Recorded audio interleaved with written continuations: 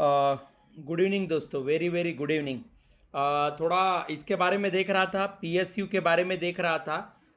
देश में जो सेक्टर है, चाहे प्राइवेट हो या पब्लिक हो, और प्राइवेट से पब्लिक सेक्टर अंडरटेकिंग हो, दोस्तों पीएसयू की कंडीशन अगर देखा जाए, प्राइवेट और पब्लिक से बहुत विकट परिस्थिति है, खास करके एम्प्लॉयज के रूप में। दोस्तों, अगर एम्प्लॉयज का पुनर्वसन नहीं होता है और पीएसयू को जिस तरह से बोले तो नीलाम किया जाता है, पीएसयू का मेरे को एक बात तो अभी समझ में आ चुकी है कि भारत आजाद होने के बाद ये पीएसयू का नाटक क्यों किया गया। एक्चुअल पीएसयू को आपने जो मीन्स कांग्रेस पार्टी ने जो सोचा था, अच्छा सोचा था, लेकिन उसको इम्प्लीमेंटेशन बहुत गलत किया गया।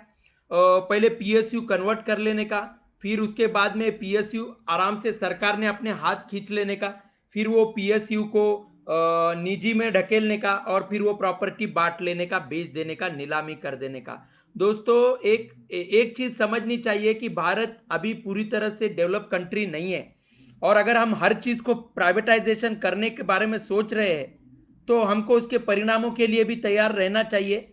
क्योंकि चाहे रेलवे हो, चाहे एमएससीबी हो, एमएससीबी का तो मुझे लगता है, मैं जितना सोच रहा हूं कि एमएससीबी पूरे भारत के लिए एक ही हो।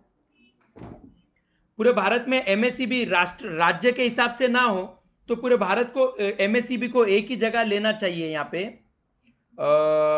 तो उससे क्या होगा कि सब तरफ सेम दर्जा रहेगा एम्प्लॉयज के लिए भी। कहीं कौन सा डिपार्टमेंट अच्छा रहता है, कहीं प्राइवेटाइजेशन के बारे में सोचते हैं, कहीं पब्लिक इसके बारे में सोचते हैं।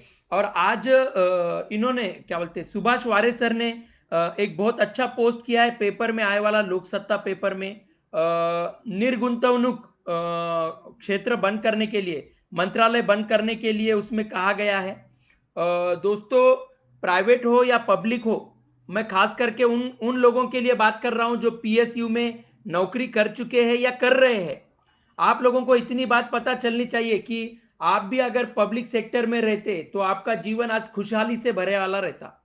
भले ही आपका डिपार्टमेंट चलो या ना चलो, आपको आपकी तनख्वाह मिलती थी और आपको आपके रिटायरमेंट को एक पैसा आता था, आराम की जिंदगी आपकी होती थी। लेकिन पीएसयू वालों को कैसा हो गया, ना वो प्राइवेट के रहे ना पब्लिक के रहे, बीच में मर गए वो, और इतनी विकट परिस्थिति हो गई।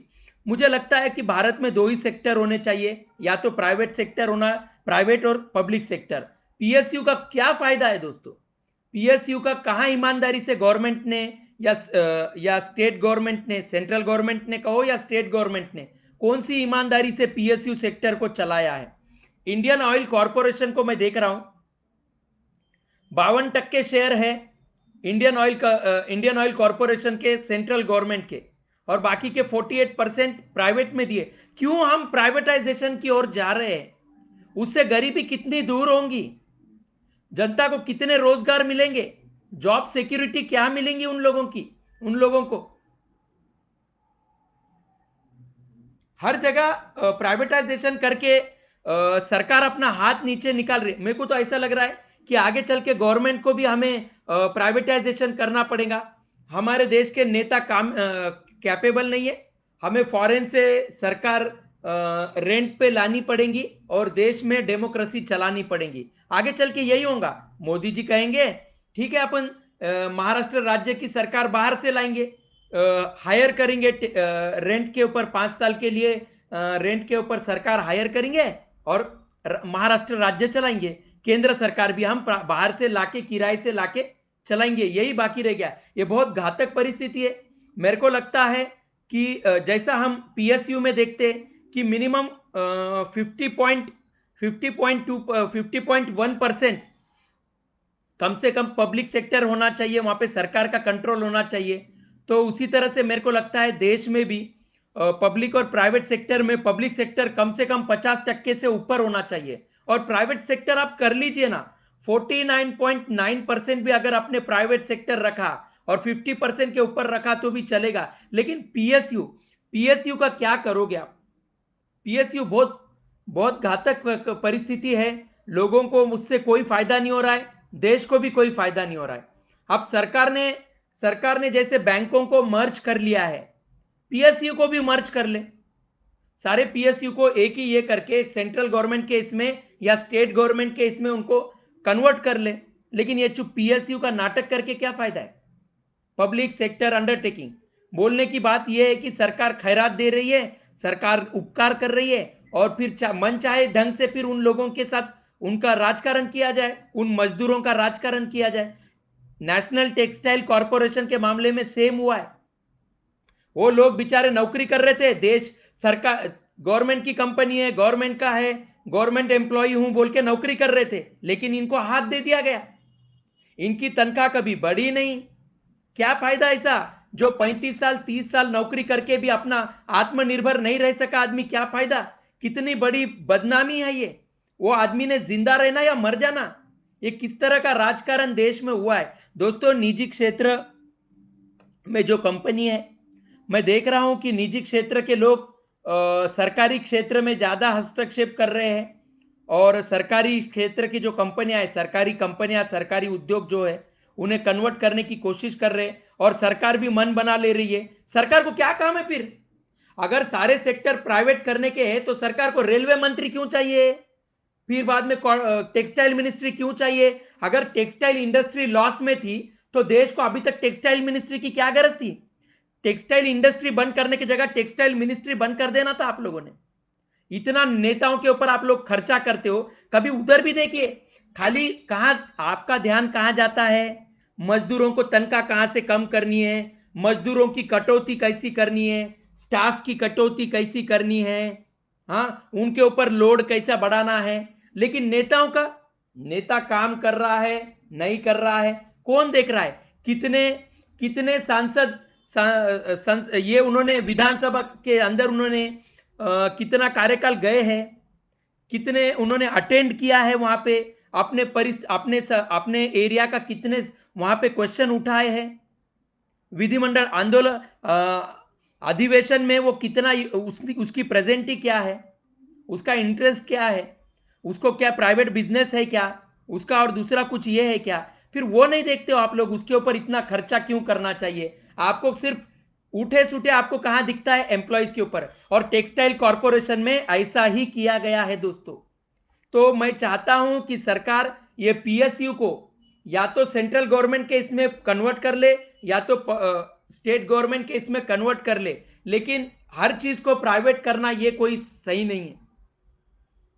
हाथ निकाल लेने का, जमीनों का लीलाव कर देने का, प्रॉपर्टियां बांट लेने का, ये अच्छी चीज नहीं है। ये रोकना चाहिए, जनता ने इसे रोकना चाहिए, नहीं तो इसके आने वाले दूरदृष्टि अगर हम देखेंगे, आने वाला भविष्य में आप लोगों के पास जमीन नहीं रहेंगी, सरकार को कोई काम नहीं रहेगा। क्यों मंत्रियों के ऊपर खर्चा करेंगे हम? हर चीज अगर प्राइवेटाइजेशन करोगे तो मंत्रियों के ऊपर खर्चा क्यों करें? रेलवे को ये लोग प्राइवेटाइजेशन करने को निकले तो रेलवे मंत्रालय पे करोड़ों अरबों रुपए खर्च क्यों करने के? बेवकूफ है। हर चीज को प्राइवेटाइजेशन करने का कुछ भी सोचते नहीं। नोटबंदी भी जनता को, एक बार तो भी नोटबंदी जनता को बात करके की गई होती, पूछ लेते थे, जनता की राय ले लेते थे कि नोटबंदी करनी चाहिए क्या बोल के। उसके अंदर एमएसएमई मर गए, लघु उद्योग मध्यम उद्योग मर गए, लेकिन फिर भी हमने वहां पे रिस्पॉन्सिबिलिटी नहीं ली। हमने डिसीजन लिया था भाई जो नुकसान हुआ है, हम हमारे अंदर इतने गट्स है कि जो नुकसान हुआ है हम उसकी भरपाई करेंगे बोल के। सरकार ने ऐसे कभी नहीं कहा। मुझे लगता है कि पीएसयू को पब्लिक में लेना चाहिए, और देश में सिर्फ दो इंडस्ट्री रहने चाहिए, पब्लिक और प्राइवेट। ये पीएसयू का नाटक बंद कर दीजिए। आप अगर सरकार कैपेबल नहीं है पीएसयू चलाने के लिए, और वहां पे मजदूरों का शोषण होने वाला होगा, एम्प्लॉयज का अगर वहां पे शोषण होने वाला होगा, तो उन सबको पब्लिक में लेके सिर्फ देश में दो सेक्टर चलाइए, प्राइवेट और पब्लिक सेक्टर। उनको पीएसयू का नाम देके उन एम्प्लॉयज का खेल खंडोबा मत कीजिए, उनके जीवन के साथ खिलवाड़ मत कीजिए। अच्छी चीज नहीं है वो। आई थिंक मेरे को लगता है कि भारत सरकार ने यहां पे थोड़ा सा ध्यान देना चाहिए।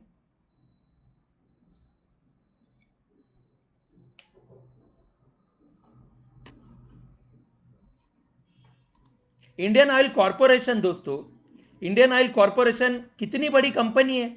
ऑयल ऑयल सर्च करना, ऑयल को फिल्टरेशन करना, डिस्ट्रीब्यूट करना। इंडियन ऑयल कॉरपोरेशन को भी इन लोगों ने प्राइवेट सेक्टर पीएसयू बना के रखा है। क्यों भाई पीएसयू क्यों बना रहे हो? क्यों आप प्राइवेट लोगों को ऊपर चढ़ाने की कोशिश कर रहे हो उस मामले में? कुछ इंडस्ट्री तो रख लीजिए, कुछ इंडस्ट्री तो भी पब्लिक रख लीजिए।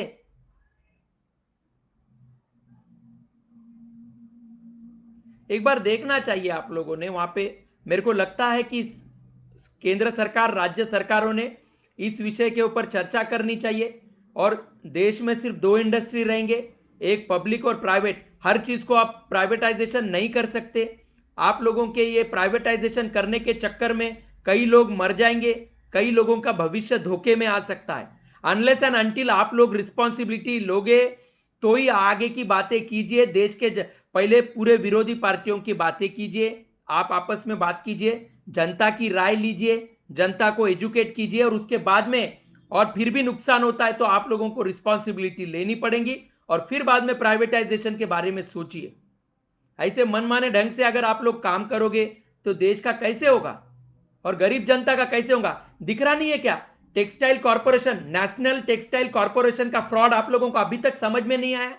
उन गरीब जनता के साथ, उन एम्प्लॉयज के साथ जो 30 साल 35 साल नौकरी करके भी आत्मनिर्भर नहीं है, क्योंकि आप लोगों की घटिया रणनीति, कांग्रेस पार्टी की घटिया रणनीति के चलते वो लोग 30 साल 35 साल नौकरी करके भी उनको जिल्लतों से जिंदगी गुजारनी पड़ रही है, और आप लोग मस्त मजे से जिंदगी जी रहे हो। ये अच्छी चीज नहीं है। आपको अगर आपको गरीब जनता के भविष्य के प्रति चिंता नहीं है तो ऐसे ऐसे उठपटांग काम करने का आपको कोई अधिकार नहीं है, आप सरकारों को और कोई भी राजनीतिक दलों को। जनता को एजुकेट कीजिए और फिर बाद में देखिए। आपने नेशनल टेक्सटाइल कॉर्पोरेशन के साथ जो किया है वो पूरे इतिहास में दर्ज हो चुका है। एम्प्लॉयज को हवे पे छोड़ दिया आप लोगों ने, और फिर क्या करने का? मिल बंद कर देने का, जमीन बेचने के लिए निकालने का, अपनी जमीन खरीद लेने का, और वो जनता मर गई तो मर गई। उनका भविष्य कौन देखेगा? उनका आने वाला भविष्य कौन ने देखा? क्या काम किए हैं आप लोगों ने? पूरे दुनिया के सामने है वो काम। आप लोगों को क्या अच्छा लग रहा है आप लोग ही देख लीजिए।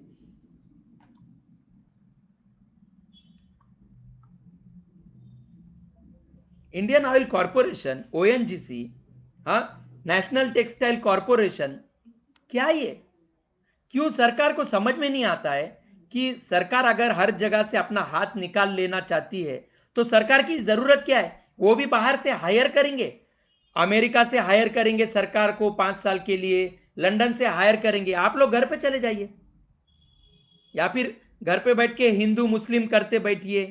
टीवी तो है, मीडिया तो है आपके हाथों में, कुछ भी डालने का, टाइम पास करने का जनता का। पेंशनर लोग मर गए तो मर गए, आप लोगों का टाइम पास चलने देने का। टीवी के ऊपर कौन कौन मर गया, कौन सा नेता मर गया, कौन सा एक्टर मर गया, डालो 24 घंटे। हाँ, इन्वेस्टिगेशन, कौन से नेता ने राजीनामा दिया, कौन से परिवार में झगड़े चल रहे, 24 घंटे कैमरा फिराओ वहां पे।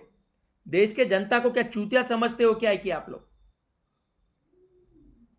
मीडिया को पैसा जनता देती है, जनता के लिए है मीडिया। जनता के समस्याओं की आवाज उठाने के लिए मीडिया है। इतना बड़ा अनशन आंदोलन चल रहा है लेकिन मीडिया अभी तक खामोश है। टाइम पास कर रहे हो, आप लोगों को बिल्कुल इंटरेस्ट नहीं है गरीब पेंशनरों को, भारत सरकार को, कांग्रेस पार्टी को, गरीब पेंशनरों को न्याय मिलना बोल के कोई इंटरेस्ट नहीं। मरने दीजिए, रोज पेंशनर मरते रहेंगे, आप लोग आराम से टाइम पास करते रहिए। कौन सा सुशांत सिंह राजपूत की केस बताते रहिए, और कुछ टाइम पास है। सीरियलों में क्या चल रहा है, पिक्चरों में क्या चल रहा है, वही दिखाते रहिए। 24 घंटे वही करिए। कौन सा नेता क्या कर रहा है, कौन सा नेता पार्टी छोड़ रहा है, कौन सी पार्टी ज्वाइन कर रहा है, यही डालिए आप टीवी के ऊपर। आप लोगों को टाइम पास करना है और देश के जनता को भी सो जाना है तो सो जाने दीजिए। कोई कुछ नहीं कर सकता, कुछ नहीं हो सकता। रवीश कुमार सर ने एक अच्छी बात कही कि जनता में का विरोधी पक्ष जागृत होना चाहिए। नहीं हो सकता सर, रवीश कुमार सर, जनता में विरोधी पक्ष ज्वाइन नहीं हो सकता। इतनी बड़ी पेंशनरों की केस चल रही है लेकिन हम अभी भी सरकार को माए बाप बोल के देख रहे हैं, लेकिन सरकार तो कुछ माए बाप बनी नहीं रही है गरीबों के लिए। मरने दीजिए, पेंशनर कब तक लड़ेंगे? एक लिमिट के बाद में रोज का रोज पेंशनर मरते जाएंगे, काय का लड़ा और काय का क्या बचेगा फिर? किसको किसको लोकशाही की पड़ी है? सबको अपने अपने घर की पड़ी है सर।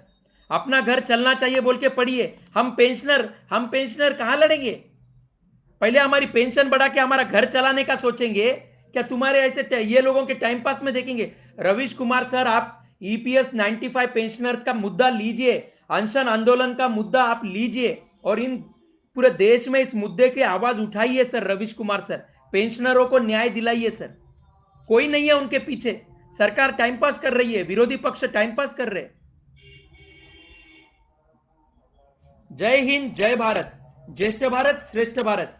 नैक कमिटी जिंदाबाद, नैक कमिटी जिंदाबाद। अशोक राउत सर आगे बढ़िए, अशोक राउत सर आगे बढ़िए, सत्यमेव जयते। थैंक यू सो मच दोस्तों।